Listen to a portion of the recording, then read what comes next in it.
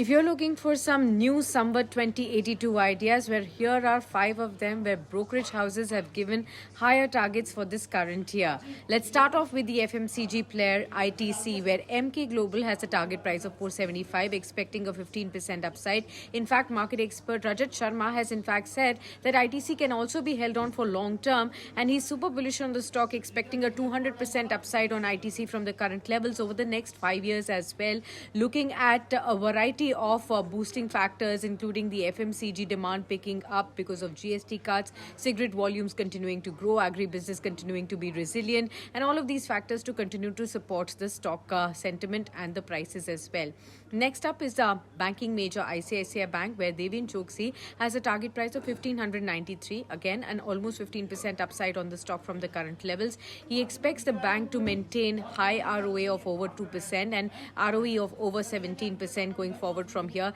and expecting the bank to outperform in the private banking space over the next 12 months as well. Again, from the PSU banking space, State Bank of India tops the charts, where Motilal Oswal Financial Services has given a target price of 978, expecting that the bottom line for the company is expected to get a boost from the treasury gains as the interest rate cuts continue to be positively impacting treasury gains. There's also a support from GST rate cuts that's expected to boost the credit growth going forward from here. From the auto space, Morgan Stanley has bet big on Maruti Suzuki with a 15% upside target of over 18,360 levels, believing that a first-time buyer recovery, strong rural demand, higher EV export mix is also expected to boost the average selling prices, and of course the GST cuts to boost the volume growth going forward. Again, from the auto ancillary pack, the fifth stock is coming in on Apollo Tyres, where Incred Equities has a 580 target. That's a 20% upside from the current levels, driven by strong focus on the replacement tire segment